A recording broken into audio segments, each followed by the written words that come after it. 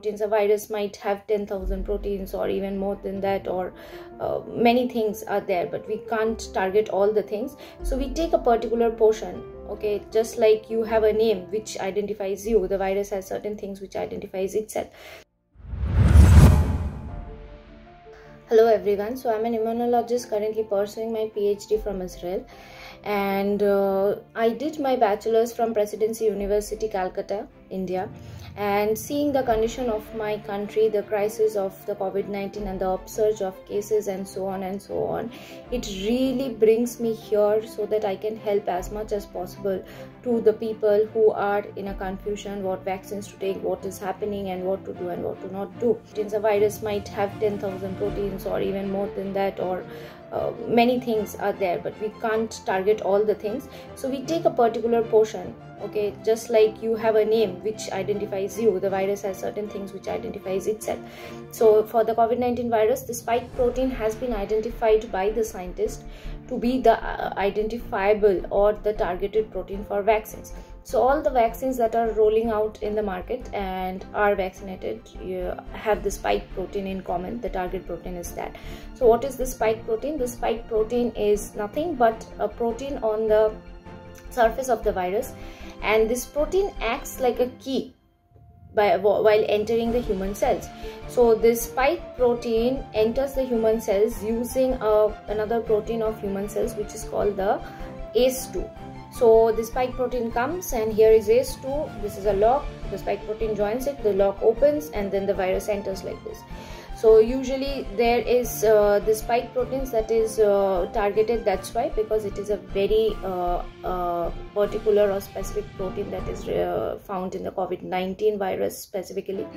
And all the vaccines, whether it's Pfizer, whether it's AstraZeneca, Covaxin, Sputnik, and even the vaccines which are coming up now for the young children below 18 people, they all are targeting this spike protein.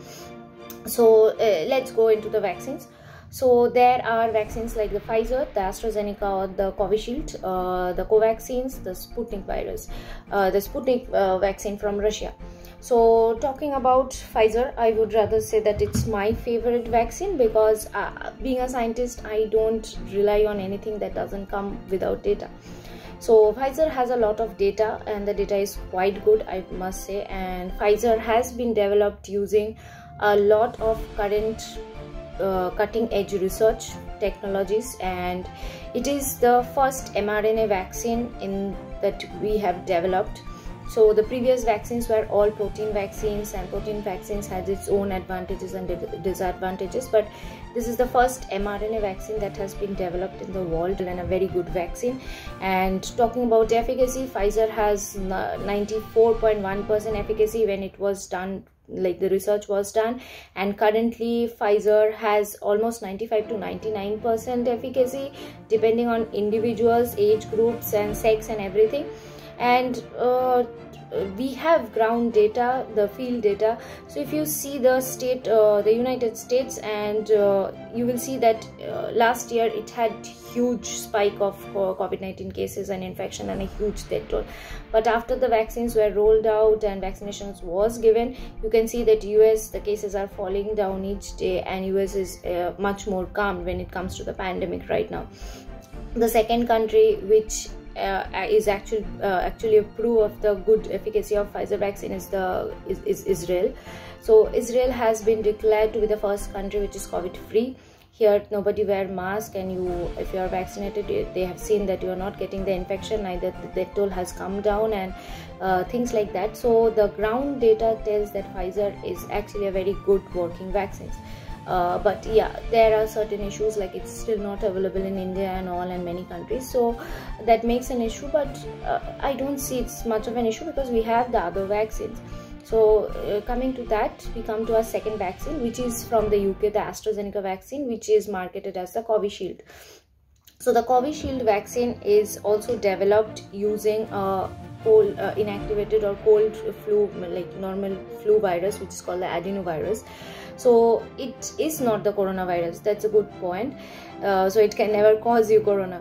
So the adenovirus, we have put certain parts on the adenovirus which are from the coronavirus. So when the virus goes inside your body, it resembles coronavirus as well as adenovirus. So already we have immune system against the common cold, and now we have to develop immune system against the coronavirus, which is coated on the adenovirus.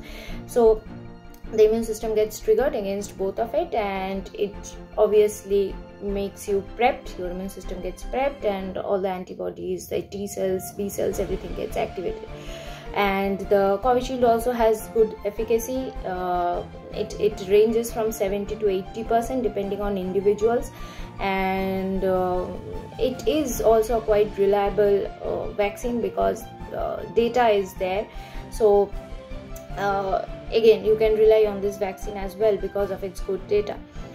And then we come to the Covaxin, the India's vaccines and all, and initially it didn't have much data to prove to people and prove to scientists like us, but with the current trials going and with the data coming up, we have procured that it has some 90% efficacy as well in certain individuals, so which is a very good point. So the Covaxin is an inactivated coronavirus. So this is the only vaccine which has used the old method of vaccines like the polio vaccine and all. It has just used the virus itself which is causing us all this pandemic and the disease, and it has inactivated or killed it. So the virus will get into your body, trigger your immune system, because the immune system will see it as an enemy, but it can't cause you the disease because it's dead. So it's like putting a dead enemy inside you, but the immune system knows how the enemy looks. So the Covaxin is like an inactivated virus, and it triggers your immune system as well. And there was a current remark from FAUCI which said that Covaxin has efficacy against 617 mutant strains of the coronavirus, which is quite a good point when it comes to this vaccine. So I would also recommend you to take this vaccine, and would give a thumbs up right now to take this vaccine as well, because the data is quite good. And the fourth vaccine I think we are currently getting in India is the Sputnik 5 from Russia.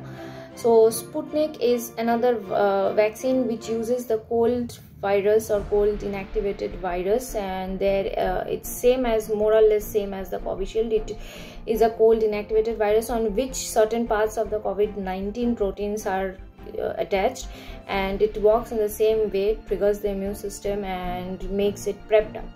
And that's how you will be prepped up using this vaccine as well. And the Sputnik also has data, even though there was controversies a lot initially because data was not there and the vaccines were rolled out and given, but with time and with the data set, we have found out that Sputnik also has a very good efficacy and is very good at working against the COVID-19 infection.